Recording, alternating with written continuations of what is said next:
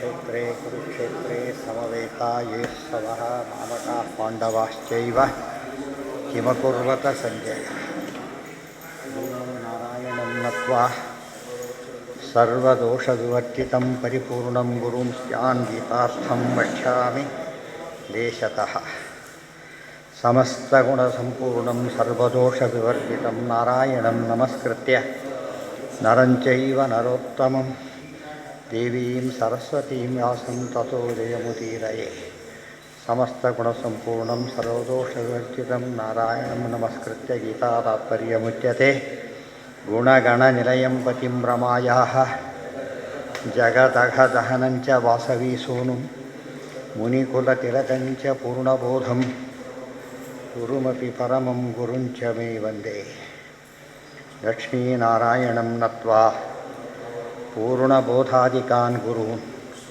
ಕುರ್ಮ ಶ್ರೀಕೃಷ್ಣ ಗೀತಾಯಾಃ ಭಾಷ್ಯಾದ್ಯುಕ್ತಾರ್ಥಸಂಗ್ರಹ ಈಶ್ವರಃ ಸರ್ವಭೂತಾನಾಂ ಹೃದ್ದೇಶೇ ಅರ್ಜುನ ತಿಷ್ಠತಿ ಭ್ರಾಮಯನ್ ಸರ್ವಭೂತಾನಿ ಯಂತ್ರಾರೂಢಾನಿ ಮಾಯೆಯ ಪರೋಕ್ಷವಚನಂತು ದ್ರೋಣಂ ಪ್ರತಿ ಭೀಮವಚನವತ್ ತಮೇವ ಅಂದರೆ ಈಶ್ವರ ತಾನೇ ಅಂತ ಹೇಳೋದ್ರ ಬದಲು ಈಶ್ವರ ಅಲ್ಲಿದ್ದಾನೆ, ತಿಷ್ಠಾಮಿ ಅಂತ ಹೇಳೋದ್ರ ಬದಲು ತಿಷ್ಠತಿ ಅಂತ ಅದಕ್ಕೆ ಹೇಳಿದ್ದ ಅಂದರೆ ಅದು ದೃಢ ಮಾಡಲಿಕ್ಕೋಸ್ಕರ ದ್ರೋಣಂ ಪ್ರತಿ ಭೀಮವಚನಂ.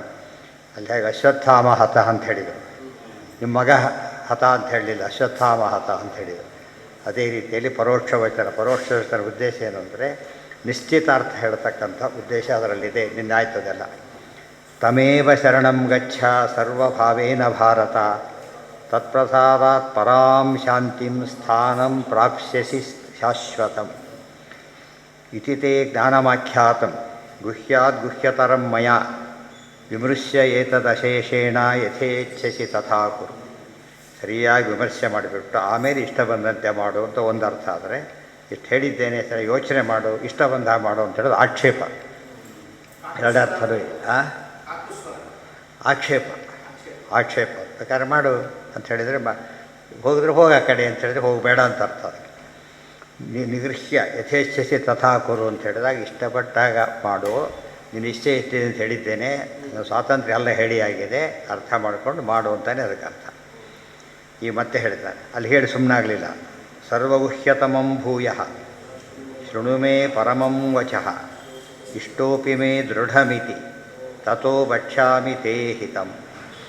ಸರ್ವಗುಹ್ಯತಮಂ ಭೂಯಃ ಶೃಣು ಮೇ ಪರಮಂ ವಚಃ ಇಷ್ಟಃ ಅಸಿ ಮೇ ದೃಢಂ ಇತಿ ತತಃ ವಕ್ಷ್ಯಾಮಿ ತೇ ಹಿತಂ.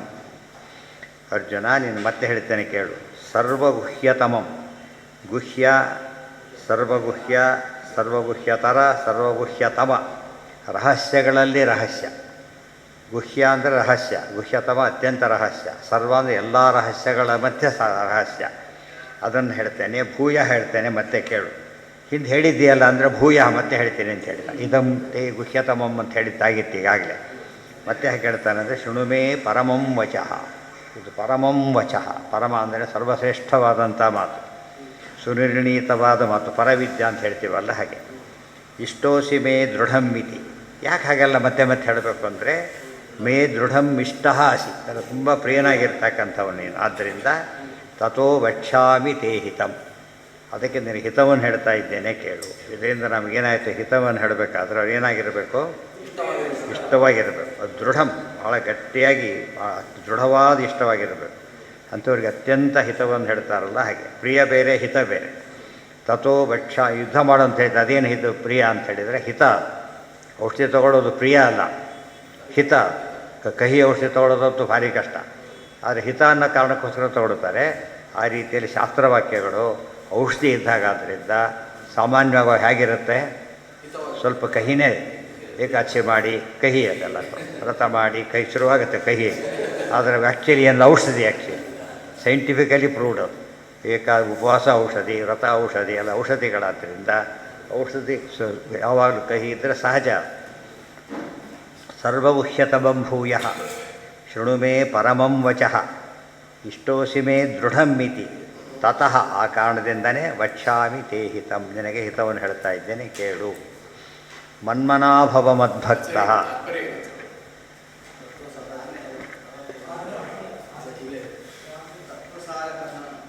ತತ್ವಸಾರಸ್ಯ ತತ್ವಸಾರ ಕಥನಂ ದ್ವಾವಿಮೋ ಪುರುಷೋ ಲೋಕೆ.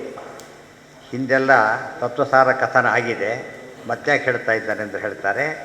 ಭೂಯ ದ್ವಾವಿಮೋ ಪುರುಷೋ ಲೋಕೆ ಅತ್ರೈವ ಉಪಸಂಹೃತಂ ತತ್ವಪ್ರಶಂಸಾಯಮೇವ ತದ್ಬುದ್ಧಿ ಪ್ರಶಂಸಾಕೃತ. ಅಲ್ಲಿ ಏತದ್ ಬುದ್ಧಿಮಾನ್ ಸ್ಯಾತ್ ಅಂತ ಹೇಳ್ತಾ ಅದೆಲ್ಲ ಹೇಳಿ ಆಗಿದೆ. ಅತ್ರ ತು ಸಾಧನ ಸಾರ ಉಪಸಂಹಾರ ಸರ್ವಗುಹ್ಯತಮಮಿತಿ. ಅಲ್ಲಿ ಗುಹ್ಯತಮ ಬಂದರು, ಇಲ್ಲಿ ಗುಹ್ಯತಮ ಬಂದರು. ಅಲ್ಲಿ ಗುಹ್ಯತಮ ಅಂತ ಹೇಳಿದರೆ ವಿಷ್ಣು ಸರ್ವೋತ್ತಮತ್ವಾದಿ ಮಹಾತತ್ವಗಳನ್ನು ಹೇಳಿದ್ದು ಅಲ್ಲಿ. ಇಲ್ಲಿ ಸಾಧನೆ ಹೇಳ್ತಕ್ಕಂಥದ್ದು ಇಲ್ಲಿ ಗೊತ್ತಾಯ್ತಾ. ತತ್ವಸ್ವರೂಪ ಅದು, ತತ್ವ ಸಾಧನ ಕಥನ ಇದು. ಆದ್ದರಿಂದ ಏನಲ್ಲ, ಪುನರಾವರ್ತನೆ ಅಲ್ಲ. ಸ್ವಲ್ಪ ಪುನರಾವರ್ತನೆ ಇದ್ದರೆ ಅದು ಭೂಯ, ಮತ್ತೆ ಮತ್ತೆ ಹೇಳ್ತೇನೆ, ಪ್ರಿಯವಾದ ವಿಚಾರ. ಆದ್ದರಿಂದ ಅತ್ರ ತು ಸಾಧನ ಸಾರೋಪಸಂಹಾರ ಸರ್ವಗುಹ್ಯತಮಂ ಇತಿ ಮನ್ಮನಾಹ ಇತ್ಯಾದೇಹೇ ಪೂರ್ವಮೇವ ಉಕ್ತತ್ವಾತ್ ಭೂಯ ಇತಿ. ಮನ್ಮನಾ ಭವದ್ಭಕ್ತ ಮದ್ಯಾಜಿ ಮಾಂ ನಮಸ್ಕರು ಅಂತ ಹಿಂದೊಮ್ಮೆ ಹೇಳಿದ್ರಿಂದ ಪುನಃ ಅಂತ ಹೇಳೋದು ಅರ್ಥವತ್ತಾಯಿತು. ಸರ್ವಂ ಏವ ಉಕ್ತತ್ವಾತ್ ಭೂಯ ಇತಿ. ಅರ್ಥತಸ್ತು ಅತ್ರಾಪಿ ವಿಷ್ಣುವಾಧಿಕ್ಯಮೇವ ಉಕ್ತಂ ಭವತಿ. ಸಾಧನ ಭಾರಿ ದೊಡ್ಡದಾಗಿ ಹೇಳಿದಾಗಲೂ ಕೂಡ ವಿಷ್ಣು ಸರ್ವೋತ್ತಮತ್ವದಲ್ಲೇ ಪರ್ಯವಸಾನ, ತತ್ವ ಹೇಳಿದಾಗಲೂ ಅದರಲ್ಲೇ ಪರ್ಯವಸಾನ. ಈ ಹೇಳೋ ರೀತಿ ಬೇರೆ ಹೊರತು ಒಟ್ಟು ತಾತ್ಪರ್ಯ ಸ್ವತಂತ್ರೋ ಭಗವಾನ್ ಅಲ್ಲಿ ಹೋಗುತ್ತೆ ಅಂತ ಅರ್ಥ. ಸರ್ವಗುಹ್ಯತಮಂ ಭೂಯ ಶೃಣು ಮೇ ಪರಮಂ ವಚಃ ಇಷ್ಟೋಸಿ ಮೇ ದೃಢಮಿತಿ ತಥೋ ವಕ್ಷ್ಯಾಮಿ ತೇ ಹಿತಂ ಮನ್ಮನಾಭವ ಮದ್ಭಕ್ತೋ ಮದ್ಯಾಜಿ ಮಾಂ ನಮಸ್ಕುರು ಮಾಮೇವೈಷ್ಯಸಿ ಸತ್ಯಂತೆ ಪ್ರತಿಜಾನೇ ಪ್ರಿಯೋಸಿ ಮೇ. ಮನ್ಮನಾಭವ ಮದ್ಭಕ್ತಃ ಭವ ಮದ್ಯಾಜಿ ಭವ ಮಾಂ ನಮಸ್ಕುರು ಮಾಮೇವ ಏಷ್ಯಸಿ ಸತ್ಯಂ ತೇ ಪ್ರತಿಜಾನೇ ಪ್ರಿಯೋಸಿ ಮೇ. ನನ್ನನ್ನೇ ಸತ್ಯವನ್ನು ಹೇಳ್ತಾ ಇದ್ದೇನೆ, ತುಂಬ ಪ್ರಿಯ ಅಂತ ಅಲ್ಲಿ ಹೇಳಿದ್ದನ್ನು ಹೇಳ್ತಾರೆ. ಇದೇ ಮಾತು 9ನೇ ಅಧ್ಯಾಯದ ಕೊನೆಯೇ ಬಂದಿದೆ ನೋಡಿ. ಅದಕ್ಕೆ ಭೂಯ ಏವ 34ನೇ ಶ್ಲೋಕ 9ನೇ ಅಧ್ಯಾಯದಲ್ಲಿ. ಮನ್ಮನಾಭವ ಮದ್ಭಕ್ತೋ ಮದ್ಯಾಜಿ ಮಾಂ ನಮಸ್ಕರು, ಇದಿಷ್ಟು ಕೂಡ. ಮುಂದಿನ ಭಾಗ ಮಾಮೈವೇಶ್ಯಸಿ ಸತ್ಯಂತೆ ಪ್ರತಿಜಾನೇ ಪ್ರಿಯೋಸಿವೆ. ಮಾಮೈವೇಶ್ಯಸಿ ಅಷ್ಟು ಮುಂದಿನ ಸ್ವಲ್ಪ ಬದಲಾಗಿದೆ. ಯುಕ್ತ ಅದು ಭೂಯ ಮನ್ಮನಾಭವ ಮದ್ಭಕ್ತೋ ಭವ ಮದ್ಯಾಜಿ ಭವ ಮಾಂ ನಮಸ್ಕುರು ಭವ ಅಂತ ಹೇಳಬಾರ್ದು. ಯಾಕೆ? ನಮಸ್ಕುರು ಬಂದು ಹೋಯ್ತು ಆಗಲೇ. ನಮಸ್ಕಾರ ಮಾಡಿದವನು ನಮಸ್ಕಾರ ಮಾಡೋ ಅಷ್ಟೇ. ನಮಸ್ಕಾರ ಮಾಡಿದವನು ಮತ್ತು ಆಗೋ ಅಂದರೆ ಅರ್ಥ ಇಲ್ಲ, ಹೊಂದೋದಿಲ್ಲ. ಅಷ್ಟು ಹೇಳಿ ಇದೇನು ಹೇಳಬೇಕು? ಮನ್ಮನಾಭವ ಅದನ್ನೇ ಪ್ರಣವಂ ಕುರು ಮಾನಸ ಪ್ರವಣಂ ಕುರು ಮಾನಸ ಮೀಶಪದೆ. ಮನ್ಮನಾಭವ, ಮನ ಅಂತಂದರೆ ಮನಸ್ಸು, ಗೊತ್ತಾಯ್ತಾ? ನನ್ನಲ್ಲಿ ಹಾಕು, ನನ್ನ ಪಾದದಲ್ಲಿ ಹಾಕು ಅಂತ ಅರ್ಥ. ಕರೆಕ್ಟಾಗಿ ಹೊಂದುತ್ತದೆ. ಮನ್ಮನಾಭವ ಮದ್ಭಕ್ತಃ ಭವ, ನನ್ನ ಭಕ್ತನಾಗು. ಅದಕ್ಕೆ ಇನ್ನೊಂದು ಅರ್ಥ ಹೇಳಿದೆ ಆಗಲೇ. ಭಕ್ತ ಅಂದರೆ ಅನ್ನ ಅಂತ ಅರ್ಥ. ಮದ್ಭಕ್ತ ಅಂದರೆ ಏನು? ನನಗೆ ಸಮರ್ಪಿತವಾದ ಅನ್ನವನ್ನು ಸ್ವೀಕಾರ ಮಾಡು, ಅದನ್ನು ನೈವೇದ್ಯ ಮಾಡಿ ಸ್ವೀಕಾರ ಮಾಡು ಅಂತ ಅರ್ಥ. ಮದ್ಭಕ್ತಃ ಮದ್ಯಾಜಿ, ಇದರಲ್ಲಿ ಏನಾಯ್ತಾಗ ಭಕ್ತನೇ ಸುಮ್ಮನೆ ಕೊಡೋಲ್ಲ. ಅನ್ನ ತಿನ್ನೋದು ನೈವೇದ್ಯ ಮಾಡು, ಅದು ಪೂಜೆ ಮಾಡು, ಸಂಧ್ಯಾ ಎಲ್ಲ ದೊಡ್ಡ ಸೇರ್ಕೊಂಡು ಹೋಯ್ತದೆ. ನೈವೇದ್ಯದ ಅನ್ನ ತಿನ್ನು ಅಂತ ಹೇಳಬೇಕಾದ್ರೆ ಏನೇನು ಸೇರ್ತಾ ಅದರಲ್ಲಿ? ಈಗ ಎಲ್ಲ ಆಚಾರ ಭಾಗ ಎಲ್ಲ ಬಂದೋಯ್ತು. ಮನಸ್ಸೋಂಬದೆಲ್ಲ ಮನನ ಭಾಗ ಬಂತು. ಮದ್ಯಾಜಿ ವಿಶೇಷವಾದ ಕರ್ಮಗಳು, ಇದು ನಿತ್ಯ ಕರ್ಮಗಳು. ಮದ್ಭಕ್ತ ಅಂಬೋದು ಯಜ್ಞಯಾಗಾದಿಗಳೆಲ್ಲ ಏನವು ವಿಶೇಷ ಕರ್ಮಗಳು. ಇಷ್ಟು ಮೂರು ಸೇರ್ತದ್ರಲ್ಲಿ. ಮಾಂ ನಮಸ್ಕರು, ಎಲ್ಲದು ಕಾಮನ್ನಾಗಿ ಏನು ಮಾಡಬೇಕು? ನಮಸ್ಕರು ಅಂತ ಹೇಳಿದಾಗ ನೀನು ದೊಡ್ಡವರು ಚಿಕ್ಕವರು ಅಂತಕ್ಕಂತಹ ಭಾವನೆ ಇದ್ದರೆ ದ್ವೈತ ಬಂತೆ ಹೊರತಲ್ಲ, ದ್ವೈತ ಬರಲಿಲ್ಲ. ಇಲ್ಲಿ ಒಂದು ಕೂಡ ಏನು ಪರಮರಹಸ್ಯ ಅಂತ ಹೇಳ್ತಾನೆ, ಇದಕ್ಕಿಂತ ರಹಸ್ಯ ಇಲ್ಲ. ಅದರಲ್ಲಿ ನನ್ನ ಮನಸ್ಸಾಕು, ಭಕ್ತನಾಗು, ಯಾಜ್ಞೆ ಮಾಡು, ನಮಸ್ಕಾರ ಮಾಡು ಅಂದರೆ ಅದ್ವೈತ ಎಲ್ಲಿದೆ? ಅದರೊಳಗೆ ಪ್ರಸಕ್ತಿನೇ ಅದು ಅದ್ವೈತ ಹೇಳಿ ರಹಸ್ಯ ಅಂತ ಹೇಳಕ್ಕೆ ಬರೋದಿಲ್ಲ. ಅದರ ಪರಮರಹಸ್ಯ ಯಾವುದಿದು? ದ್ವೈತ, ವಿಷ್ಣು ಸರ್ವೋತ್ತಮ, ಎರಡೆರಡು. ಬರೀ ದ್ವೈತ ಆದರೆ ಸಾಲದು, ವಿಷ್ಣು ಸರ್ವೋತ್ತಮತ್ವನೂ ಆಗಬೇಕು. ನೈಯಾಯಿಕರು, ಸಾಂಖ್ಯರು ಮೊದಲಾದವರೆಲ್ಲ ದ್ವೈತಿಗಳೇ ಅವರೆಲ್ಲ ಕೂಡ. ಅಂದರೆ ಭೇದ ಹೋಗ್ತಾರೆ. ವಿಷ್ಣು ಸರ್ವೋತ್ತಮತ್ವ ಅವೆಲ್ಲ ಇಲ್ಲ. ಆದ್ದರಿಂದ ಅಂಥ ದ್ವೈತ ಮತ್ತು ಪ್ರಯೋಜನ ಇಲ್ಲ. ಸ್ವತಂತ್ರ ಮತ್ತು ಅಸ್ವತಂತ್ರ ಅಂತ ಎರಡು ವಸ್ತುಗಳಿವೆ ಅಂತ ಹೇಳೋದು ಬೇರೆ, ಬರೀ ಎರಡು ವಸ್ತುಗಳಿವೆ ಅಂತ ಹೇಳೋದು ಬೇರೆ. ಎ ಬಿ ಇದ್ದಾರಷ್ಟೇ. ಎ ಸರ್ವೋತ್ತಮ, ಬಿ ಕಡಿಮೆ ಅಂತ ಹೇಳದೆ ಹೋದರೆ ಅದು ತತ್ವ ಅಲ್ಲ. ದ್ವೈತ ತತ್ವ ಅನ್ನೋದು ಬೇರೆ ತುಂಬ ಜನ ಹೇಳೋದುಂಟು. ಸಾಂಖ್ಯರು ದ್ವೈತಿಗಳೇ, ನೈಯಾಯಿಕರು ದ್ವೈತಿಗಳೇ, ಮೀಮಾಂಸಕರು ಎಲ್ಲ ದ್ವೈತಿಗಳೇ. ನೀವೇನು ಹೊಸದಾಗಿ ಹೇಳಿದ್ದು ಅಂತ ಕೇಳ್ತಾರೆ. ಅವ್ರು ಏನು ಹೇಳಿರಲಿಲ್ಲ? ಇಂಥ ದ್ವೈತ ಹೇಳಿರಲಿಲ್ಲ. ಅರ್ಥ ಆಯ್ತಾ? ಇಬ್ಬರು ಇದ್ದಾರೆ, ಎ ಬಿ, ಏನು ಉಪಯೋಗ ಇಲ್ಲ, ಹೇಳಿಲ್ಲ. ಈಗ ಸ್ವತಂತ್ರ ಅಸ್ವತಂತ್ರ ಇಬ್ಬರು ಇದ್ದಾರೆ ಅಂತ ಹೇಳಿದಾಗ ಟೋಟಲ್ ಅದು ವ್ಯಾಲ್ಯೂನೇ ಚೇಂಜ್ ಆಗೋಯಿತು. ಮಾಂ ನಮಸ್ಕುರು ಮಾಮೇವ ಯಶ್ಯಸಿ ಸತ್ಯಂತೆ. ಇದ್ರ ಪ್ರಯೋಜನ ಏನು ಅಂತ ಕೇಳಿದರೆ ಮಾಮೇವ ಯಶೆ, ನನ್ನ ಹತ್ರನೇ ಬರ್ತೀನಿ. ಅದಕ್ಕೆ ಮೊದಲೇನರ್ಥ ಮಾಂ ಅಂದರೆ ಯಥಾರ್ಥ ಜ್ಞಾನ ಅಂತ, ಪ್ರಮಾಂ ಸರಿಯಾದ ಅಪರೋಕ್ಷ ಜ್ಞಾನಿ ಆಗ್ತಿ, ಆಮೇಲೆ ನನ್ನ ಹತ್ರ ಬರ್ತೀಯ. ಮಾಮೇವ ಯಶ್ಯಸಿ, ನನ್ನ ಹತ್ರ ಬಂದೇ ಬರ್ತೆ ಅಂತ ಅರ್ಥ. ನನ್ನ ಹತ್ರನೇ ಬರ್ತೆ, ನನ್ನ ಹತ್ರ ಬಂದೇ ಬರ್ತೆ. ಏವನ್ ಇಲ್ಲೂ ಸೇರಿಸ್ಬೋದು, ಅಲ್ಲೂ ಸೇರಿಸ್ಬೋದು, ಬಂದೇ ಬರ್ತೀಯ. ಅದೇ ಮುಕ್ತಿ ಅಂದರೆ ಅದೇನು, ನನ್ನ ಹತ್ರ ಬರ್ತೀನಿ, ನನ್ನ ಹತ್ರ ಬರೋದು ಅಂದರೆ ಏನು ಅಂದರೆ ಮುಕ್ತಿ ಆಗೋದು ಅಂತ ಅರ್ಥ. ಸತ್ಯಂತೆ ಪ್ರತಿಜಾನೆ ಪ್ರಿಯೋಸಿ ಮೇ, ಇದೇನಿದು ಅಷ್ಟು ಹೇಳಿದ್ರೆ ಸಾಲದ ಇದು ಸತ್ಯ ಗೊತ್ತಾಯಿದೋ. ಸತ್ಯ ಅಂದರೆ ಮೀಮಾಂಸಾ, ಬ್ರಹ್ಮಸೂತ್ರಗಳಿಂದ ತೀರ್ಮಾನವಾದ ವಿಚಾರ ಅಂತ ಅರ್ಥ. ವಿದ್ಯೆ ಇವತ್ತು ನಿರ್ಧಾರಣ ಎಲ್ಲ ಬ್ರಹ್ಮಸೂತ್ರಗಳು. ಅಷ್ಟೇ ಅಲ್ಲ, ಅಷ್ಟೇ ಹೇಳ್ತೇನೆ, ಮತ್ತೊಂದು ಮಾತು ಹೇಳ್ತಾರೆ, ಮೋಕ್ಷ ಇಷ್ಯಾಮಿ ಮಾ ಶುಚಃ. ಮುಂದೆ ಪ್ರತಿಜಾನೆ ಪ್ರಿಯೋಸಿಮೆ, ಇದೆಲ್ಲ ಮಾಡೋದಕ್ಕೆ ಏನೇ ಕಾರಣ, ಅತ್ಯಂತ ಪ್ರಿಯನಾಗಿರೋದು. ಇಷ್ಟೋಸಿಮೆ ಅಂತ ಹೇಳಿದರೆ ಮತ್ತೊಮ್ಮೆ ಹೇಳ್ತಾನೆ, ಅತ್ಯಂತ ಪ್ರಿಯನಾಗೋದು. ಅತ್ಯಂತ ಪ್ರಿಯನಾಗೋದು 3 ವಿಧದಲ್ಲಿ ಹೇಳಿದ್ದಾರೆ. ಸಾಮಾನ್ಯ ಪ್ರಸಾದ ಬೇರೆ, ಮಧ್ಯಮ ಪ್ರಸಾದ ಬೇರೆ, ಉತ್ತಮ ಪ್ರಸಾದ ಬೇರೆ.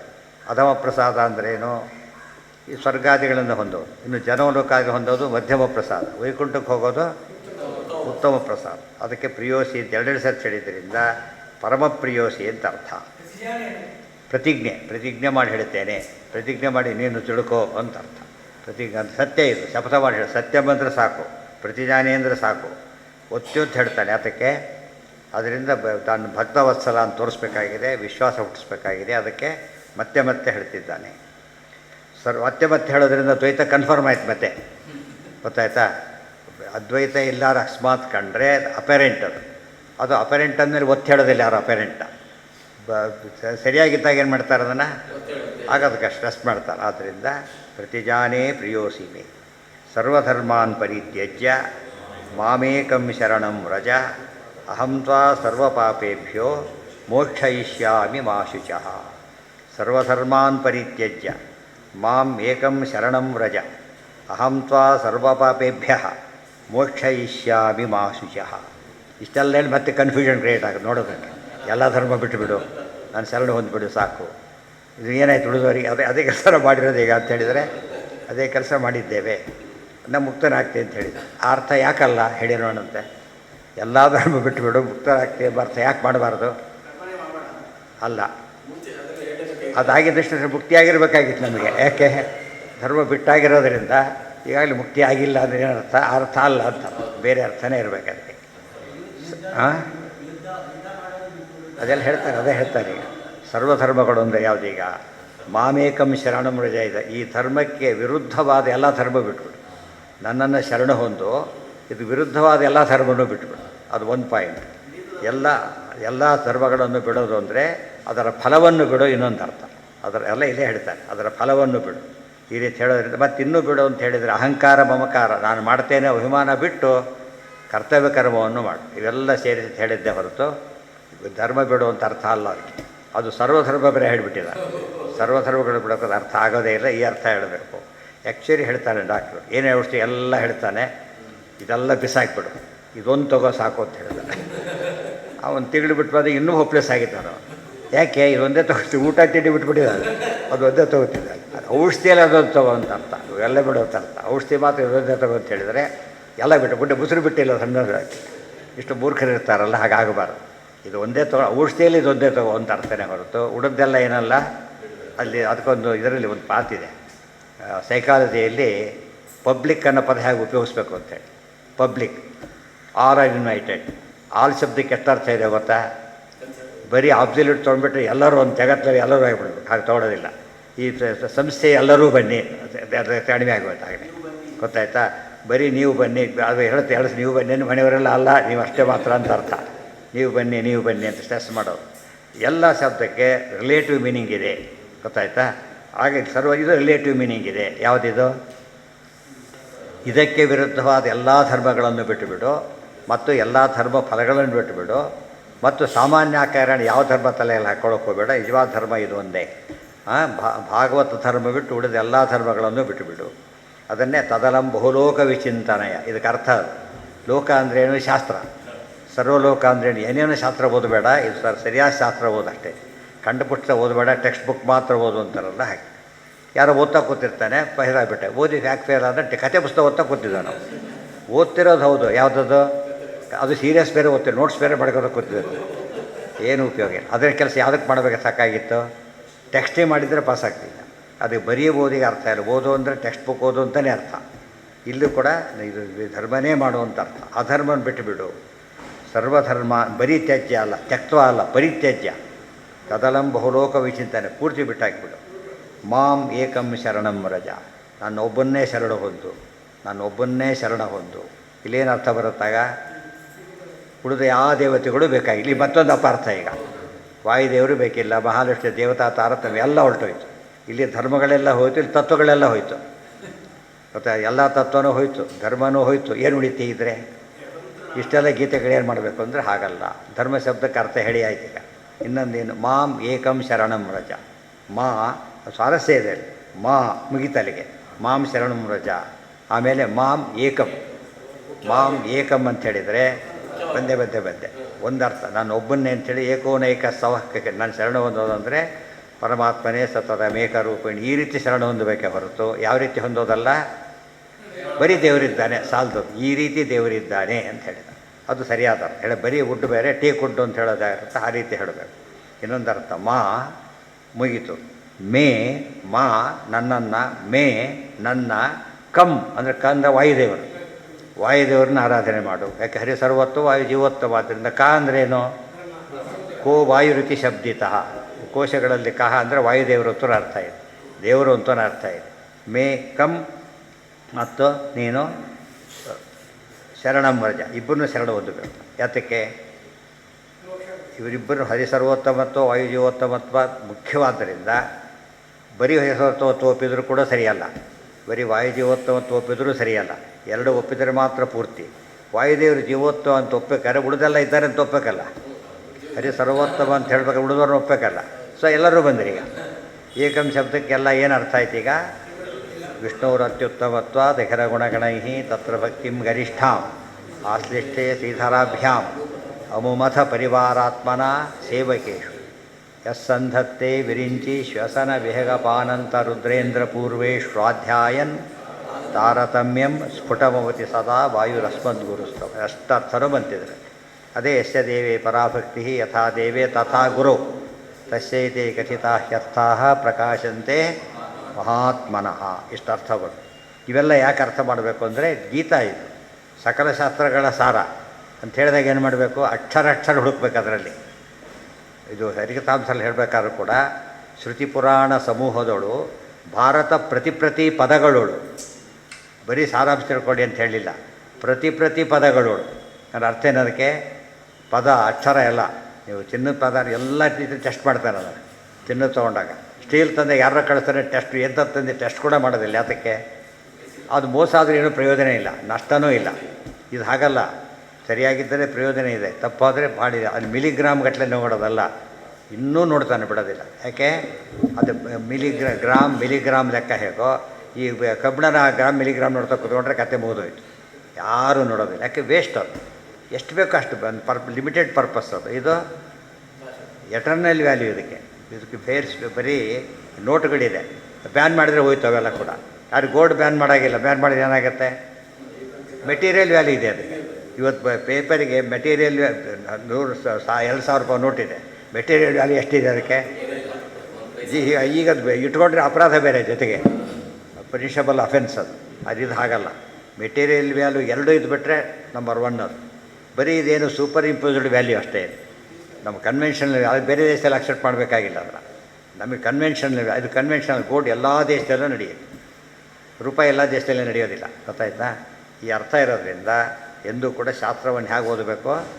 ಪ್ರತ್ಯಕ್ಷರ ಪ್ರತಿಪದ. ಅದಕ್ಕೆ ರಾಯರು ಹೇಳಬೇಕಾದ್ರೆ ಬ್ರಹ್ಮಸೂತ್ರ ಬಿಟ್ಟುಬಿಡಿ, ಮಹಾಭಾರತ ರಾಮಾಯಣ ಬಿಡಿ, ಭಾಷ್ಯ ಬಿಟ್ಟುಬಿಡಿ, ಸುಧಾದಲ್ಲಿ ಪ್ರತಿವಾಕ್ಯಂ ಪ್ರತಿಪದಂ ಅದನ್ನು ಹಾಗೆ ಓದಿ ಅಂತ ಹೇಳಿದ ಮೇಲೆ ಮೇಲಿನೆಲ್ಲ ಏನಾದ್ವು ಈಗ ಅದಕ್ಕಿಂತ ಜಾಸ್ತಿ ಓದಬೇಕು ಅಂತ ಅರ್ಥ. ಯಾಕೆ? ಇದನ್ನೇ ಎಷ್ಟು ಓದಿದಾಗ ಅದನ್ನೆಷ್ಟು ಓದಬೇಕು. ಈ ದೃಷ್ಟಿಯೊಳಗೆ ಆ ಪದ ಸ್ವಾರಸ್ಯ ಇದೆ, ಕೈಮುತ್ಯ. ಗೀತಾದಿಗಳನ್ನು ಓದಬೇಕಾದ್ರೆ ಸುಧಾನೆ ಹೇಗೆ ಓದಿದಾಗ ಜೈತೀರ್ಥರ ಕೃತಿ ಅದು. ಇದು ಸರ್ವೋತ್ತಮನ ಕೃತಿ. ಇದನ್ನು ಓದೋ ರೀತಿ ಟೋಟಲಿ ಚೇಂಜ್ ಆಗಬೇಕು. ಸರ್ವಧರ್ಮಾನ್ ಪರಿತ್ಯಜ್ಯ ಮಾಮೇಕಂ ಶರಣಂ ವ್ರಜ. ಶರಣಂ ವ್ರಜ, ಶರಣು ಹೊಂದು, ಮತ್ತೆ ಶರಣು ಹೊಂದು. ಇದು ಕೂಡ ದ್ವೈತನೇ ಹೊರತು ಅದ್ವೈತ ಅಲ್ಲ. ಅಹಂ ತ್ವಾ ಸರ್ವಪಾಪೇಭ್ಯೋ ಮೋಕ್ಷಯಿಷ್ಯಾಮಿ ಮಾ ಶುಚಃ. ಆಗೊಂದು ಪ್ರಶ್ನೆ ಬರುತ್ತೆ. ಅರ್ಜುನ ಏನು ಹೇಳಿದ್ದ? ಪಾಪಮೇ ವಾಶ್ರಯೇದಶ್ಮಾನ್ ಅದ್ವೈತಾನ್ ಆತತ, ಇನ್ನೇನೋ ಪ್ರಶ್ನೆ ಕೇಳಿದ್ದ. ತಲೆಗೆಡಿಸೋಳು, ಪಾಪ ಬರೋದಿಲ್ಲ, ತಲೆಯಲ್ಲಿ ಬಿಟ್ಬಿಡೋದನ್ನು. ಅಹಂ ತ್ವಾ ಸರ್ವಪಾಪೇಭ್ಯ, ಎಲ್ಲ ಪಾಪಗಳಿಂದ ಬಿಡುಗಡೆ ಮಾಡುತ್ತೆ. ಎಲ್ಲ ಪಾಪ ಬಿಡುಗಡೆ ಆಗೋದು ಯಾವಾಗ? ಮುಕ್ತಿಗೆ ಹೋದಾಗ. ಮುಕ್ತಿ ಕೊಡ್ತೇನೆ ಅಂತ ಅರ್ಥ. ಎಲ್ಲ ಪಾಪ ಬಿಡುಗಡೆ ಮಾಡೋ ಶಕ್ತಿ ಬೇರೆ ಯಾರಿಗೂ ಇಲ್ಲ. ಯಾರಿಗಿರೋದು? ದೇವರಿಗೆ ಮಾತ್ರ. ಎಂದು ಹೇಳಿದ್ದಾನೆ, ತೇಷಾಮಹಂ ಸಮುದ್ಧರ್ತ ಮೃತ್ಯು ಸಂಸಾರ ಸಾಗರ. ಆದ್ದರಿಂದ ಮೃತ್ಯು ಸಂಸಾರ ಸಾಗರನೇ ಎಲ್ಲ ಪಾಪಗಳ ಫಲ. ಎಲ್ಲ ಪಾಪಗಳು ಹೋದ ತಕ್ಷಣ ಏನಾಗುತ್ತೆ? ಇವತ್ತು ಕೆಲಸ ರೋಗ ವಾಸಿಯಾಗಿಬಿಡುತ್ತೆ, ಇನ್ನೂ ಔಷಧಿ ತಗೋತೇವೆ ಅಂತ ಇರ್ತಾರೆ, ಅದಕ್ಕೆ ಮತ್ತೆ ಬರಬಾರ್ದು ಅಂತೇಳಿ. ಇದು ಸರ್ವ ಪಾಪಗಳು ಹೋದ ಮೇಲೆ ಏನಿಲ್ಲ, ಏನು ಯೋಚನೆ ಮಾಡಾಗಿಲ್ಲ. ಮೋಕ್ಷ ಇಷ್ಯಾಮಿ ಮಾ, ನಾನು ಮೋಕ್ಷ ಕೊಡ್ತೀನಿ ಅಂತ ಹೇಳಿದ ಮೇಲೆ ಮೋಕ್ಷ ಕೊಡೋ ದೇವರು ಯಾರಾಯ್ತು ಈಗ? ನಾರಾಯಣ. ತೇಷಾಮಹಂ ಸಮುದ್ಧರ್ಥ ಕೂಡ ಅದೇನೆ, ಇದು ಅರ್ಥನೇ ಅದೇನೆ. ಸೊ ಇದು ವಾಸುದೇವ ರೂಪ ಬೇರೆ. ವಾಸುದೇವ ರೂಪದಿಂದಲೇ ಮುಕ್ತಿ ಕೊಡ್ತಾನೆ. ಇತ್ತಂ ವಿಚಿಂತ್ಯ ಪರಮಃ ಸತು ವಾಸುದೇವ ನಾಮ ಬಭೂವ ನಿಜ ಮುಕ್ತಿ ಪದಪ್ರದಾತ. ಎಲ್ಲ ರೂಪಗಳು ಕೂಡ ಮುಕ್ತಿ ಕೊಡೋ ರೂಪಗಳೇ. ವಿಶೇಷವಾಗಿ ಕೃಷ್ಣ ರೂಪ, ರಾಮರೂಪ ಎರಡು ವಾಸುದೇವ ರೂಪಗಳೇ. ಆ ದೃಷ್ಟಿ ಅದಕ್ಕೆ ಎಲ್ಲ ಮಾಡಿ ಹೆಚ್ಚಾಗಿ ರಾಮನ ಪೂಜೆ, ಕೃಷ್ಣ ಪೂಜೆ ಯಾಕೆ ನಡೆಯುತ್ತೆ ಅಂದರೆ ಮೋಕ್ಷ ಕೊಡೋ ರೂಪಗಳ ಉಪಾಸನೆ ಮಾಡಿದಾಗ ಹೆಚ್ಚು ಇನ್ನೂ ಡೈರೆಕ್ಟ್ ಆಗುತ್ತೆ ಅಂತ. ದೇವರಲ್ಲಿ ವಿಶೇಷ ಇದೆ, ಭೇದ ಇಲ್ಲ. ಅಹಂತ್ವಾ ಮತ್ತೆ ಬಿಡುಗಡೆ ಮಾಡಿಸ್ತೀನಿ ಅನ್ನಲಿಲ್ಲ ಕೃಷ್ಣ, ಬಿಡುಗಡೆ ಮಾಡ್ತೀನಿ ಅಂತೇಳಿ. ಬಿಡುಗಡೆ ಮಾಡಿಸ್ತೀನಿ ಇನ್ನೊಬ್ರು ಯಾರೋ ಇದ್ದಾರೆ ಅಂತ ಅರ್ಥ ಆಗುತ್ತೆ. ನಾನು ಕೆಲಸ ಕೊಡಿಸ್ತೀನಿ ಬೇರೆ, ಕೆಲಸ ಕೊಡ್ತೀನಿ ಬೇರೆ. ನಾನು ಮುಕ್ತಿ ಕೊಡ್ತೇನೆ, ಆಯಿತಾ? ಇದೇ ಮಾತನ್ನು ಜಟಾಯು ಸಂಸ್ಕಾರ ಮಾಡೋಕೆ ರಾಮದೇವ್ರು ಹೇಳ್ತಾರೆ. ಕಳ್ಕೊಂಡಿರೋದು ಸೀತಾನ ಲೋಕದೃಷ್ಟಿಯೊಳಗೆ. ನಾವು ನೋಡಿ ನಿಂದೇ ಪ್ರಾಬ್ಲಮ್ ನನ್ನೇ ಸಾಲ್ವ್ ಮಾಡ್ತೀನಿ ಅಂತಿದ್ದರೆ ನೀನು ಮೋಕ್ಷ ಆಗಲಿ ಅಂತ ಹೇಳೋದಿಲ್ಲ, ಗೊತ್ತಾಯ್ತಾ? ನೀನು ಮೋಕ್ಷ ಕೊಡ್ತೀನಿ ಅಂತ ಹೇಳ್ತಾರೆ. ಇಲ್ಲಿ ಅರ್ಜುನ ಹೇಳಿದಾಗ ಹೇಳ್ತಾರೆ ಮೋಕ್ಷ ಕೊಡ್ತೀನಿ, ಆಯಿತಾ? ಅಕ್ಷಯಾನ್ ಲೋಕಾನ್ ದದಾಮಿ ಅಂತ ಹೇಳ್ತಾರೆ. ನಾವು ಹಾರೈಸೋದು ಬೇರೆ, ಪರೀಕ್ಷೆಯಲ್ಲಿ ಪಾಸಾಗೋ ಹೇಳೋದು ಬೇರೆ, ಪಾಸ್ ಮಾಡ್ತೀನಿ ಅನ್ನೋದು ಬೇರೆ. ಎಷ್ಟು ವ್ಯತ್ಯಾಸ ಇದೆ. ಅದಕ್ಕೆ ಅಹಂ ತ್ವಾ ಸರ್ವ ಪಾಪೇಭ್ಯ ಮೋಕ್ಷಯಿಷ್ಯಾಮಿ. ಸರ್ವ ಪಾಪಗಳು ಅಂದರೆ ಯಾವುದೀಗ? ಸಂಚಿತ ಎಲ್ಲ ನಾಶ ಆಗಿಬಿಡೋದು. ಪ್ರಾರಬ್ಧ ಎಲ್ಲ ಪಾಪ ನಾಶ, ಮುಕ್ತಿಯಲ್ಲಿರಬೇಕಾಯ್ತು ಅರ್ಜುನ. ಈಗ ಪ್ರಾರಬ್ಧ ಇದೆ, ಆಗಾಮಿಗೆ ಲೇಪ ಇಲ್ಲ. ಯುದ್ಧ ಲೇಪ ಆಗುತ್ತೆ, ಲೇಪ ಆಗೋದಿಲ್ಲ ಅಂತ ಅರ್ಥ. ಯುದ್ಧ ಮುಂದೆ ಮಾಡ್ತೀವಿ, ಲೇಪ ಆಗಲ್ಲ, ಯಾತಕ್ಕೆ? ಆಗಾಮಿ ಅದು. ಹಿಂದಿನ ಪಾಪಗಳಿಲ್ಲ, ಯಾತಕ್ಕೆ? ಸಂಚಿತ. ಪ್ರಾರಬ್ಧ ಇದೆ, ಅದು ಒಳ್ಳೆಯದಕ್ಕೆ ಕಾರಣ ಆಗುತ್ತೆ. ಇದೆ ಇನ್ನೂ ಆನಂದ ವೃತ್ತಿಗೆ ಕಾರಣ ಆಗುತ್ತೆ. ಯೋಚನೆ ಮಾಡಲೇಬೇಡ. ಇದು ಅರ್ಥ ಮಾಡಿ ಬರೀ ಸರ್ವ ಪಾಪ ಬೇರೆಯವರು ಯಾರು ಅರ್ಥ ಮಾಡಿದರೂ ಕೂಡ ಈ ಅರ್ಥ ಮಾಡೋಕ್ಕೆ ಬರೋದಿಲ್ಲ. ಯಾಕೆ? ಗೀತಾ ಓದಿದ್ರು ಈ ಕಾನ್ಸೆಪ್ಟ್ ಗೊತ್ತಿಲ್ಲ ಅವರಿಗೆ. ಆಚಾರ ಸಿದ್ಧಾಂತ ಓದ್ದ ಮಾತ್ರ ಸರ್ವ ಪಾಪೇಭ್ಯ ಅಂತ ಹೇಳೋದಕ್ಕೆ ಸಂಚಿತ, ಆಗಾಮಿ, ಪ್ರಾರಬ್ಧ ಎಲ್ಲ ವ್ಯವಸ್ಥೆ ಗೊತ್ತಾಗುತ್ತೆ. ಇಲ್ಲದೆ ಹೋದರೆ ಪ್ರಶ್ನೆ ಬಂದುಬಿಡತ್ತೆ, ಯಾಕೆ ಮುಕ್ತಿಗೆ ಹೋಗಿಲ್ಲ ಅರ್ಜುನ ಹಾಗಿದ್ದರೆ? ಆದ್ದರಿಂದ ಗೀತಾ ಉಪಯೋಗ ಇಲ್ಲ. ಅರ್ಜುನನೇ ಮುಕ್ತಿ ಹೋಗಿ ನಾವೇನು ಹೋಗ್ತೀವಿ ಅಂತ ಕೇಳಿದ್ರೆ ಏನು ಮಾಡಬೇಕಾಗ? ಅದಕ್ಕೆ ಉತ್ತರ ಇದೆ. ಅದು ಮುಕ್ತಿ ನಿಶ್ಚಿತ, ಆ ಬಗ್ಗೆ ಗೊಂದಲನೇ ಇಲ್ಲ. ಹಾಂ, ಪಂಚಪ್ರಾರಬ್ಧ ಯಾವುದ? ನೀವು ಯೋಚನೆ ಮಾಡಿ. ಸ್ನಾನ ಮಾಡಬೇಕಾದ್ರೆ ಇರುತ್ತೋ, ಮಾಡಿದ ಮೇಲೆ ಇರುತ್ತೋ?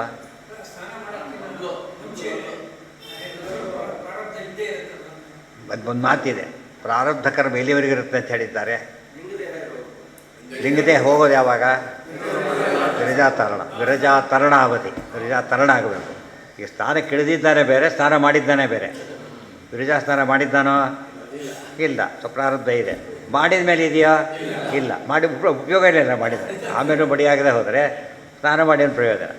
ಸೊ ಮಡಿಯಾಗಲಿಕ್ಕೆ ಏನಾಗಬೇಕು? ಸ್ನಾನ ಮಾಡಬೇಕು. ಯಾವ ಸ್ನಾನ? ನಿತ್ಯದ ಸ್ನಾನಗಳೇ. ಅಲ್ಟಿಮೇಟ್ ಸ್ನಾನ ಅಂದರೆ ವಿರಜಾ ಸ್ನಾನ. ಅಲ್ಲೆಲ್ಲ ಮತ್ತೆ ಸ್ನಾನ ಮಾಡಬೇಕಾಗಿಲ್ಲ. ಹೋದ್ಲು ಒಂದು ಸ್ನಾನ ಅಲ್ಲಿ ಮುಗಿದು ಯಾವಾಗಲೂ ಮಡಿ, ಮತ್ತೆ ಬಯಲಿಗೆರೆ ಆಗದ ಒಂದು ಸ್ನಾನ ಯಾಕೆ ಮಾಡಬೇಕು? ಅಂದರೆ ಮುಕ್ತರದ ಅಪ್ರಾಕೃತ ದೇಹ ಬರುತ್ತಾಗ. ಆ ದೇಹಕ್ಕೇನಿಲ್ಲ, ಈ ಮೈಲಿಗೆ ಇಲ್ಲೇ ಇಲ್ಲ. ಆದರೆ ರೇಷ್ಮೆ ಬಟ್ಟೆ ಮೈಲಿಗೆ ಆಗಲಿಲ್ಲ ಅಂತ ಹೇಳ್ತಾರೆ, ಧಾವಳಿ ಮೇಲಿಗೆ ಆಗಲಿಲ್ಲ ಅಂತ ಹೇಳ್ತಾರಲ್ಲ, ಅದನ್ನು ಮೀರಿದ್ದದು. ಇವೆಲ್ಲ ಪ್ರಾಕೃತನೇ. ಬರೀ ಇದು ಅಪ್ರಾಕೃತ ದೇಹ, ಮೈಲಿಗೆ ಆಗೋ ಚಾನ್ಸೇ ಇಲ್ಲ. ಆದ್ದರಿಂದ ನಿತ್ಯ ಸ್ನಾನ ಅನ್ನೇ ಸ್ನಾನ ಬೇಕಿದೆ, ಎರಡೂ ಒಂದೇ ಅರ್ಥ. ಅವರೇ ಶುದ್ಧ. ಈಗ ಶುದ್ಧ ಮಪ್ಪಕೃತ ಶುದ್ಧ ಹೃದಿಚ್ಛನ್ನಿದ್ದ ಹಾಗೆ ಆಗುತ್ತೆ. ಸರ್ವಧರ್ಮಾನ್ ಪರಿತ್ಯಜ್ಯ ಮಾಮೇಕಂ ಶರಣಂ ವ್ರಜ ಅಹಂ ತ್ವ. ನೋಡಿ, ಸರ್ವಧರ್ಮ ಬಿಡು, ಸರ್ವ ಪಾಪ ಕಡಿತೇನೆ. ಸರ್ವಧರ್ಮ ಬಿಡು, ಸರ್ವ ಪಾಪ ಕಡಿತೇನೆ ಅಂತ ಹೇಳಿದರೆ ಏನರ್ಥ? ಸರ್ವ ಅಧರ್ಮ ಬಿಡು. ಯಾಕೆ? ಪಾಪ ಏನು ಕೆಟ್ಟಿರ್ತಾನೆ. ಸರ್ವ ಅಧರ್ಮ ಬಿಟ್ಟರೆ ಸರ್ವ ಪಾಪ ಹೋಗುತ್ತೆ ಅಂತ. ಧರ್ಮ ಬಿಟ್ಟರೆ ಹೋಗುತ್ತಾ? ಧರ್ಮ ಪುಣ್ಯ ಅಲ್ಲೇನು. ಮೋಕ್ಷಯಿಷ್ಯಾಮಿ ಮಾ ಶುಚಃ. ಅದಕ್ಕೆ ನೀನು ದುಃಖ ಪಡಬೇಡ ಅಂತ ಸಮಾಧಾನ ಮಾಡೋದು. ಅರ್ಜುನ ದುಃಖ ಬಂದಿತ್ತಲ್ಲ, ಶೋಕ ಸಂವಿಘ್ನ ಮಾನಸ ಅಂಥೇಳಿ, ದುಃಖದಿಂದ ಕಣ್ಣೀರು, ಕಣ್ತುಂಬ ನೀರು, ಅಶ್ರುಪೂರ್ಣ ಆಕುಲೇಕ್ಷಣ, ಅದೆಲ್ಲ ಬಿಟ್ಟುಬಿಡು ಅಂತ ಹೇಳ್ತಾರೆ. ಈಗ ಅದಕ್ಕೆಲ್ಲ ಆಚಾರ ಅರ್ಥ ಬರೀತಾರೆ ಎಲ್ಲರೂ, ಅದರಲ್ಲಿ ಭಾಷ್ಯದಲ್ಲಿ ಇರಬೇಕಲ್ಲ.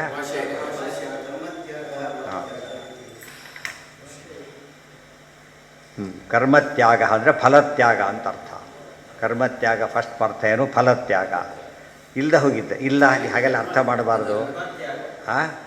ಧರ್ಮ ಅಲ್ಲ, ಎರಡು ಫಲತ್ಯಾಗ. ಧರ್ಮತ್ಯಾಗಕ್ಕೆ ಅರ್ಥ ಫಲತ್ಯಾಗ ಅಂತ ಅರ್ಥ, ಗೊತ್ತಾಯ್ತಾ? ಅಲ್ಲಿ ಇನ್ನೂ ತಾತ್ಪರ್ಯ ಅಲ್ಲ, ಭಾಷ್ಯ ಓದ್ತಿರೋದು, ಭಾಷ್ಯ. ಆಗ ಅವ್ರು ಹೇಳ್ತಾರೆ ಇಲ್ಲ ಇಲ್ಲ, ಗೀತಾಕರ್ತೆ ಅರ್ಥ ಕಡಿಮೆ ಅರ್ಥ ಮಾಡಬಾರ್ದು. ಏನಂತ ಅರ್ಥ? ಧರ್ಮತ್ಯಾಗ ಅಂತಲೇ ಅರ್ಥ ಮಾಡ್ತೀವಿ ಅಂದರೆ ಕಥಮನ್ಯಥಾ ಯುದ್ಧ ವಿಧಿ. ಇಷ್ಟು ಮಾಡಿ ತಸ್ಮಾತ್ ಯುದ್ಧಸ್ವ ಭಾರತ ಅಂತ ಹೇಳಿದ ಮೇಲೆ ಕರ್ತವ್ಯ ಕರ್ಮ ಬೆಳ್ಕೊಡೋದು ಅಂತ ಆಗಲಿಲ್ಲ.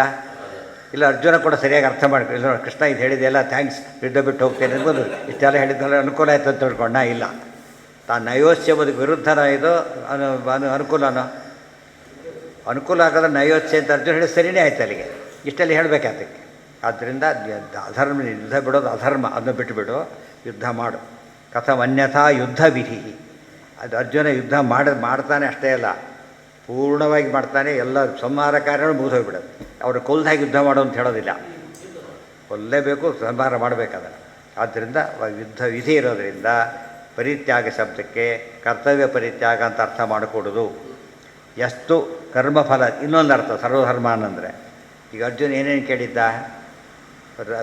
ನಾನು ಕ್ಷತ್ರಿಯ, ಕ್ಷತ್ರಿಯ ಏನೇನು ಮಾಡ್ಬೋದು? ಏನೇನು ಬಂದಿದೆ? ಕ್ಷತ್ರಿಯರು ಏನಂತ ಹೇಳಿದ್ದಾರೆ ನೆನಪಿದೆಯಾ? ಶೌರ್ಯಂ ತೇಜೋ ಧೃತಿರ್ದಾಕ್ಷ್ಯಂ ಯುದ್ಧೇ ಚಾಪಿ ಅಪಲಾಯನಂ ದಾನಮೀಶ್ವರ ಭಾವಶ್ಚ ಕ್ಷತ್ರಕರ್ಮ ಸ್ವಭಾವಜ. ಇಷ್ಟು ಕೆಲಸ ಇದು, ಇದನ್ನೇ ಯಾಕೆ ಮಾಡ್ಬೇಕು ನಾನು? ಇದನ್ನೇ ಯಾಕೆ ಮಾಡಬೇಕು? ದಾನ ಮಾಡ್ಕೊತಾ ಕೊಡ್ತೀನಿ, ಹೋಗಿ ಧ್ಯಾನ ಮಾಡ್ತಾ ಕೊಡ್ತೀನಿ, ಏನೇನು ಬೇಕಾದ್ರೆ ಮಾಡಿ. ಶೌರ್ಯ, ಎಲ್ಲೋ ಶೌರ್ಯ ತೋರಿಸ್ತೀನಿ. ದಕ್ಷತೆ ಅಷ್ಟೇ.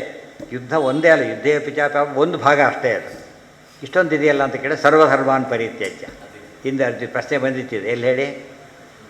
ಎರಡರಲ್ಲೇ ಬಂದಿತ್ತು. ಎಲ್ಲ ಮಾಡ್ತೇನೆ, ಯುದ್ಧನೇ ಯಾಕೆ ಮಾಡಬೇಕು ಅಂದರೆ ಧರ್ಮ್ಯಾದಿ ಯುದ್ಧಾಶ್ರಯೋನ್ಯ ಕ್ಷತ್ರಿಯಸ್ಯ ನವಿದ್ಯತೆ. ಇಷ್ಟೂ ಕರ್ಮಗಳಲ್ಲಿ ದೊಡ್ಡ ಕರ್ಮ ಯಾವುದು ಕ್ಷತ್ರಿಯನಿಗೆ ಅಂದರೆ ಅಲ್ಲಿ ಪ್ರಯಾರಿಟಿ ಬರುತ್ತೆ. ಈಗ ಧರ್ಮದಲ್ಲಿ ಪ್ರಯಾರಿಟಿ ಇಲ್ಲ. ಅಧರ್ಮದಲ್ಲಿ ಪ್ರಯಾರಿಟಿ ಯಾವುದಕ್ಕೆ ಕೊಡಬೇಕು? ಪ್ರಯಾರಿಟಿ ಪ್ರಶ್ನೆನೇ ಇಲ್ಲ. ಏನದು? ಕಂಪಲ್ಸರಿ. ಯಾವುದು? ಅಧರ್ಮ. ಇದು ಇಲ್ಲಿ ಪ್ರಯಾರಿಟಿ ಅಂದರೆ ಏನರ್ಥ? ಮಾಡೋ ಅನೇಕ ಧರ್ಮಗಳಲ್ಲಿ ಶ್ರೇಷ್ಠ ಯಾವುದು ಅಂತ ಪ್ರಶ್ನೆ. ಸರ್ವಧರ್ಮ ಅನ್ನಂದರೆ ಇತರ ಧರ್ಮಗಳನ್ನು ಬಿಟ್ಟುಬಿಡು. ಯಾವ್ಯಾವುದು ದಾನಗೇನ ಮಾಡ್ತಾ ಕೊಡಬೇಡ. ಈಗ ಏನು ಮಾಡ್ತಾ ಕೊಡಿ? ಯುದ್ಧ ಮಾಡಬೇಕು. ಅದೇ ಕ್ಷತ್ರಿಯನಿಗೆ ಶಸ್ತ್ರ ಹೇಗೋ ಬ್ರಾಹ್ಮಣನಿಗೆ ಶಾಸ್ತ್ರ ಹೇಗೆ, ಇನ್ನೆಲ್ಲ ಬಿಟ್ಬಿಡು. ಸರ್ವಧರ್ಮಾನ್ ಪರಿತ್ಯಜ್ಯ. ಅದನ್ನೇ ನಾರಾಯಣ ಪಂಡಿತಾಚಾರ್ಯ ಬರೀತಾರೆ. ಸೌಲಭ್ಯ ಶ್ರವಣಾದೀನ ಅನ್ಯತ್ ಸಂಕೋಚ ಮರ್ಹತಿ. ಶ್ರವಣಾದಿಗಳ ಯೋಗ ಬಂದರೆ ಉಳಿದೆಲ್ಲ ಬಿಟ್ಟುಬಿಡು. ಆಚಾರ್ಯ ಮಧ್ವದಲ್ಲೇ ಬರ್ತದೆ. ಒಬ್ಬ ಶಿಷ್ಯ ಪಾಠ ಓದ್ತಾ ಕೂತಿರ್ತಾನೆ, ಆಚಾರ್ಯ ಓಡ್ಕೊತ ಇನ್ನೊಬ್ಬ ಶಿಷ್ಯ ಪಾಠ ಶುರುವಾಯ್ತು, ಬನ್ನಿ ಬನ್ನಿ ಅಂತ ಹೇಳ್ತಾನೆ. ತಕ್ಷಣ ಎದ್ದು ಹೋಗ್ಬಿಡ್ತಾರೆ. ಅದಕ್ಕೆ ಪಾಠ ಹೇಳ್ಬೇಕಾದ್ರೆ ಅವ್ರು ಹೇಳ್ಬೇಕಾದ್ರೆ ನಾವು ಪಾಠ ಕೇಳಬೇಕು. ಶ್ರವಣ ನಾವು ಅನುವಾದ ನಾವೇ ಮಾಡ್ಕೋಬೋದು. ಅಂದರೆ ಡಿಪೆಂಡೆನ್ಸ್ ಇಲ್ಲ. ಇದು ಗೊತ್ತಾಯ್ತಾ? ಈಗ ಶ್ರವಣದಲ್ಲಿ ಡಿಪೆಂಡೆನ್ಸ್ ಇರೋದ್ರಿಂದ ಆದ್ಯತೆ ಯಾವುದಕ್ಕೆ ಕೊಡಬೇಕು? ಶ್ರವಣಕ್ಕೆ ಕೊಡಬೇಕು. ಅದೇ ಶಾಸ್ತ್ರಕ್ಕೆ ಆದ್ಯತೆ ಕೊಟ್ಟರೆ ಬ್ರಾಹ್ಮಣ, ಶಸ್ತ್ರಕ್ಕೆ ಆದ್ಯತೆ ಕೊಟ್ಟರೆ ಕ್ಷತ್ರಿಯ. ಇದು ನೆನ್ಪಿಟ್ಕೊಂಡ್ಬಿಡ್ಬೇಕು. ಎರಡು ಅದಕ್ಕೆ ಶಸ್ತ್ರತ್ಯಾಗ ಮಾಡೋ ಕ್ಷತ್ರಿಯ ಅಲ್ಲ. ಯುದ್ಧೇ ಚಾಪಿ ಅಪಲಾಯನಂ. ಶಾಸ್ತ್ರದಿಂದ ಓಡಿ ಹೋಗಿಬಿಟ್ರೆ ಪಲಾಯನ ಮಾಡೋದ ಲೆಕ್ಕ ಮಾಡಿಕೊಡ್ದು. ಇದು ಎರಡು ಮುಖ್ಯವಾದ ಕರ್ಮ. ಉಳಿದೆಲ್ಲ ಬೇಕಾದಷ್ಟಿದೆ. ಆದರೆ ಪ್ರಯಾರಿಟಿ ಕೊಟ್ಟ ನಂಬರ್ 1 ಯಾವುದು ಅಂದರೆ ಶ್ರವಣಾದಿಗಳು. ಅವನನ್ನು ಬಿಡ್ಬೋದಾ ಅಂದರೆ ಶ್ರವಣಾದೀನ ಅಂತ ಸಂಕೋಚ ನೈವ ಕಾರ್ಯಂ ಕಥಂಚ. ಅದನ್ನು ಮಾತ್ರ ಯಾವ ಕಾಲಕ್ಕೂ ಸಂಕೋಚ ಮಾಡಿಕೊಡೋದು ಅಂತ ಹೇಳಿದ್ರು. ಸರ್ವಧರ್ಮಾನ್ ಪರಿತ್ಯಜ್ಯ ಮಾಮೇಕಂ ಶರಣಂ ವ್ರಜ ಅಹಂ ತ್ವಾ ಸರ್ವಪಾಪೇಭ್ಯೋ ಮೋಕ್ಷಯಿಷ್ಯಾಮಿ ಮಾ ಶುಚಃ. ಇಲ್ಲ, ತ್ಯಾಗನೇ ಅಂತ ಅರ್ಥ ಮಾಡ್ತೀವಿ ಅಂದರೆ ಎಷ್ಟು ಕರ್ಮಫಲ ತ್ಯಾಗಿ ಸತ್ಯಾಗಿ ನ ತ್ಯಾಗೀತ್ಯಭಿಧೀಯತೆ ಚೋಕ್ತಂ. ಇದೇ ಅಧ್ಯಾಯದಲ್ಲೇ ಬಂತು. ತ್ಯಾಗ ಅಂದರೆ ಕರ್ಮಫಲ ತ್ಯಾಗನೇ ಹೊರತು ಬರೀ ಕರ್ಮತ್ಯಾಗ ಅಲ್ಲ ಅಂತ ಹೇಳಿದ್ದೇನೆ. ಹೇಳಿ ತಾನೇ ಹೇಳಿಬಿಟ್ಟಿದ್ದಾನೆ ಅರ್ಥನ. ಆದ್ದರಿಂದ ಬೇರೆ ಅರ್ಥ ಮಾಡೋ ಹಾಗಿಲ್ಲ. ಇಷ್ಟೆಲ್ಲ ಉಪದೇಶ ಮುಗೀತೀಗ. ಇದು ಇದೆ, ತಾತ್ಪರ್ಯಕ್ಕೆ ಬರಬೇಕು. ಇಲ್ಲಿ ಎಷ್ಟು ಅಪೂರ್ವ ವಿಷಯ ಬರುತ್ತೆ ನೋಡಿ. ಈಗ ನನ್ನನ್ನು ಶರಣ ಹೊಂದು ಅಂತ ಹೇಳಿದ ಕೃಷ್ಣ. ಆಚಾರ ಅದಕ್ಕೆ ಅರ್ಥ ಬರೀತಾರೆ. ಅನ್ಯಧರ್ಮಾನ್ ನೋಡಿದರೆ ವಿರುದ್ಧ ಧರ್ಮಗಳನ್ನು ಬಿಡಿ, ಎಲ್ಲ ಧರ್ಮ ಬಿಡ್ಲಿಕ್ಕೆ ಹೋಗಬೇಡ. ಅದು ಗೀತಾ ಭಾಷ್ಯದ ಅರ್ಥ ತಾತ್ಪರ್ಯ ಎರಡೂ ಬೇರೆ. ಅದು ಎರಡೂ ಕೂಡ ಒಟ್ಟಾಗೇನೋ ತಾತ್ಪರ್ಯ ಒಂದೇ. ಪರಿತ್ಯಜ್ಯ ಇತ್ಯುಕ್ತ ಉಕ್ತಶೇಷತ್ವೇನ ಸರ್ವಧರ್ಮಾನಿತಿ ವಚನಂ. ಅಲ್ಲಿ ಹೇಳಿರೋ ಅನ್ಯ ಧರ್ಮಗಳು ಅಂತ ಅರ್ಥ ಮಾಡಬೇಕೇ ಹೊರತು ಈ ಧರ್ಮಗಳು ಅಂತ ಅರ್ಥ ಮಾಡಿಕೊಡೋದು. ಮಾಮೇಕಂ ಶರಣಂ ವ್ರಜ ಇತ್ಯಪಿ ಮನ್ಮನ ಇತ್ಯಾದಿ ಉಕ್ತ ನಿಗಮನಾತ್ಮನ ತದ್ವ್ಯಾಖ್ಯಾನ.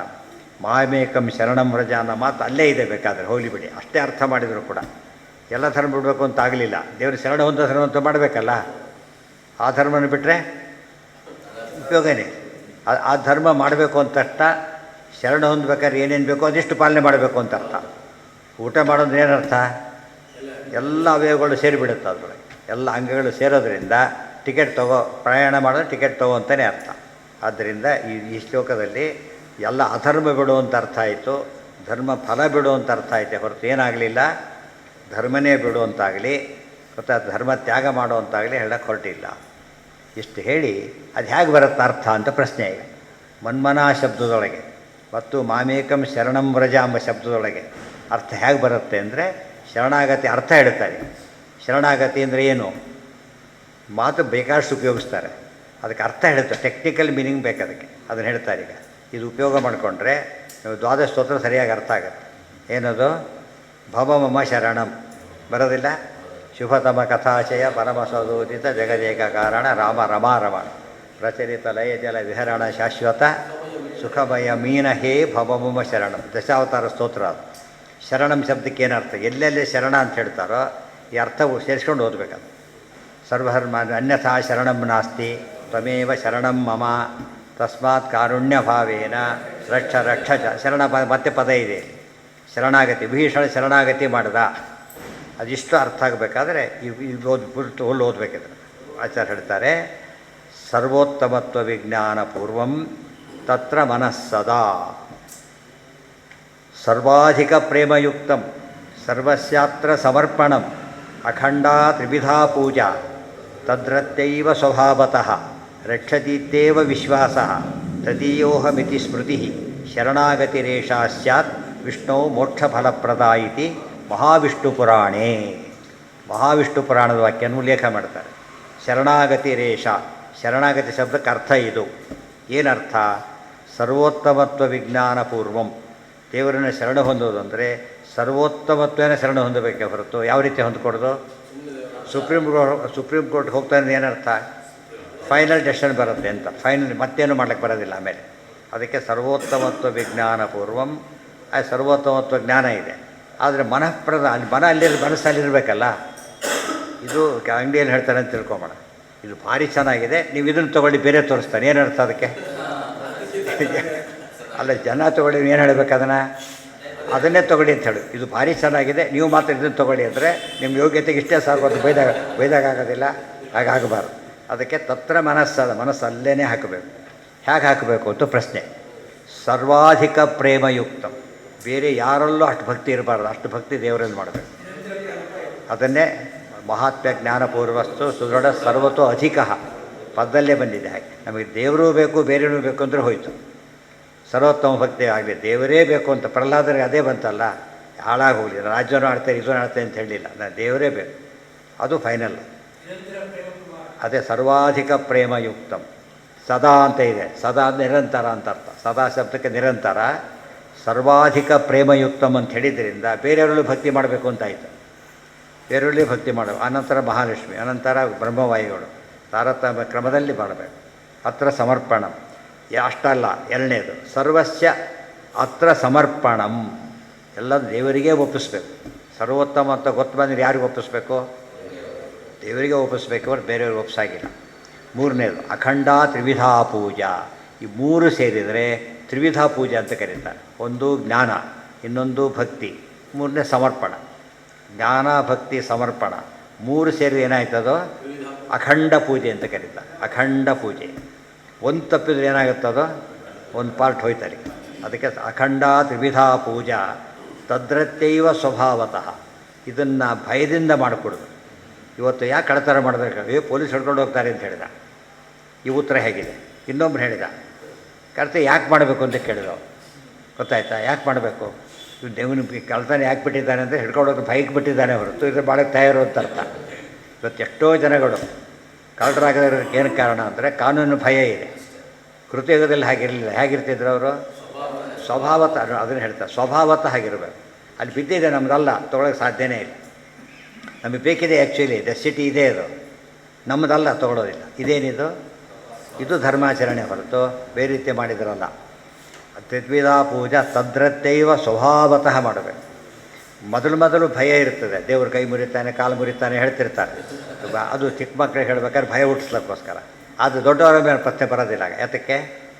ಅರ್ಥ ಆಯ್ತು ಅವನಿಗೆ, ದೇವರು ನಮ್ಮ ಅನುಗ್ರಹ ಮಾಡ್ತಾನೆ ಎಂಬ ಕಾನ್ಸೆಪ್ಟ್ ಬಂದುಬಿಟ್ರೆ ಭಯ ಹೋಗಿಬಿಡೋದು.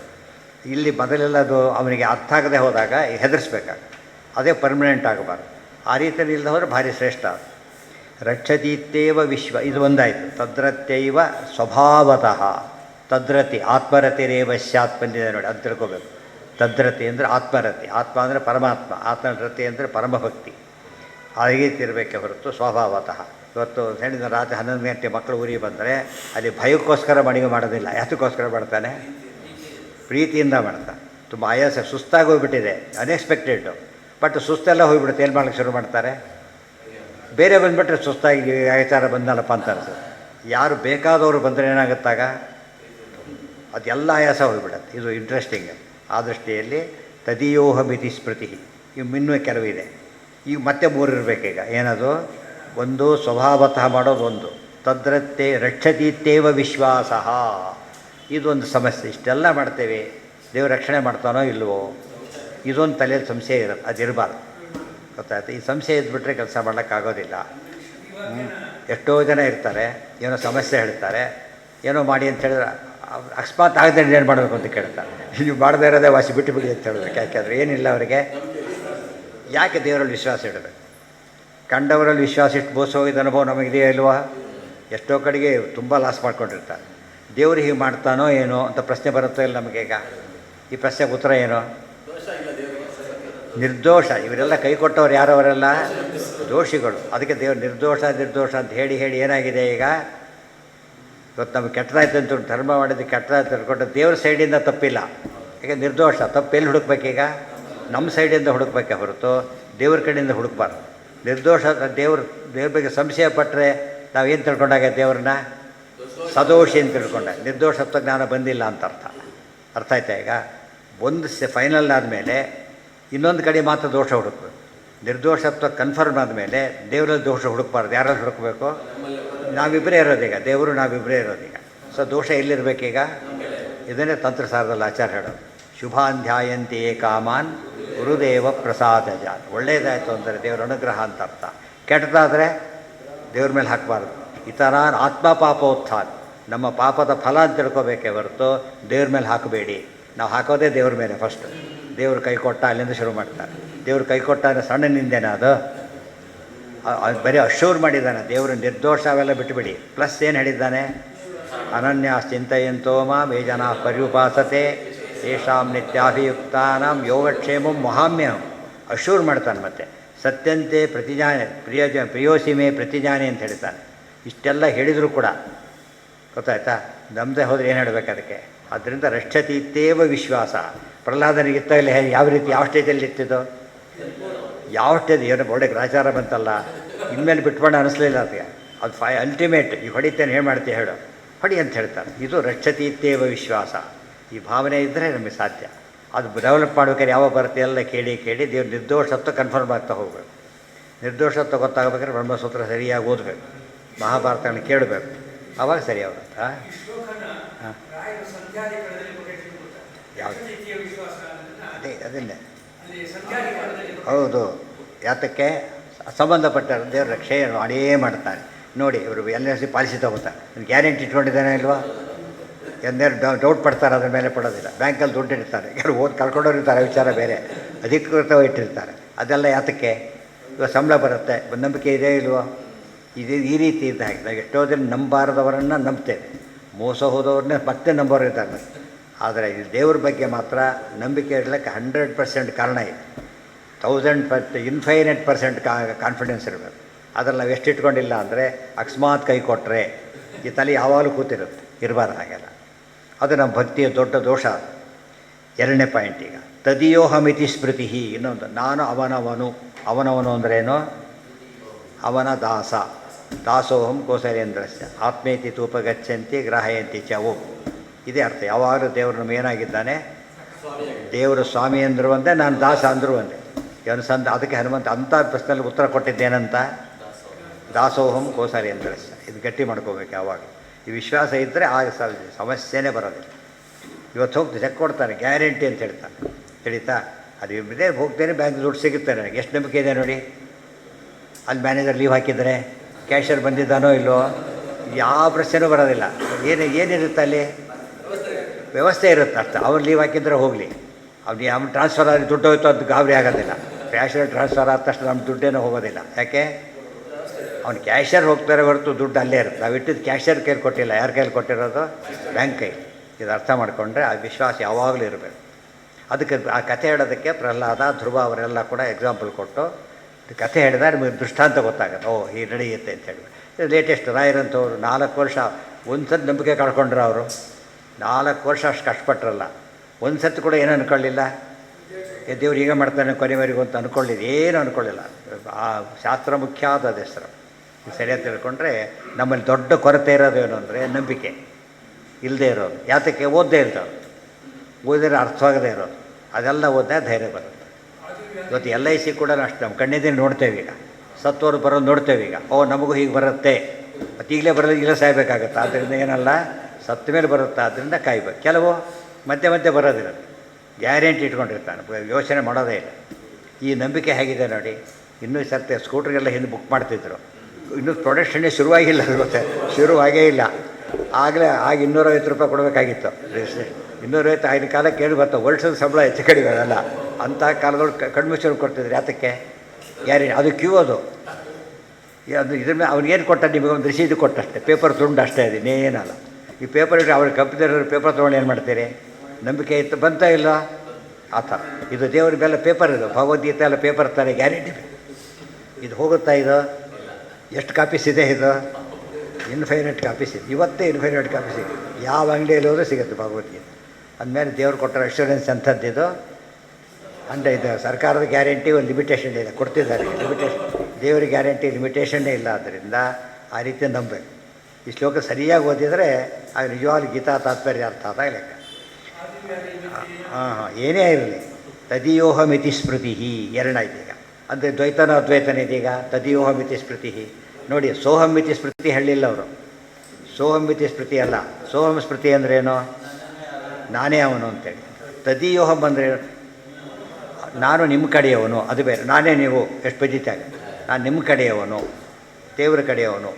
ಅದು ಎರಡನೇದಾಯ್ತು. ಈಗ ಮೂರನೇದು ಅದೇ ಅದರ ಸ್ವಾಮಿ ಹೇಳಿದ್ದು, ಆಚಾರ್ಯ ಪವನೋಸ್ಮಾಕಂ ಆಚಾರ್ಯಾಣೀಚ ಭಾರತಿ ದೇವೋ ನಾರಾಯಣ ಶ್ರೀಶಃ ದೇವಿ ಮಂಗಲದೇವ. ನಮ್ಮ ದೇಶ ಅಂತ ಹೆಮ್ಮೆಯಿಂದ ಹೇಳ್ತೇವಲ್ಲ, ಹಾಗೆ ನಮ್ಮ ದೇವರು ಅಂತ ಹೇಳಬೇಕು.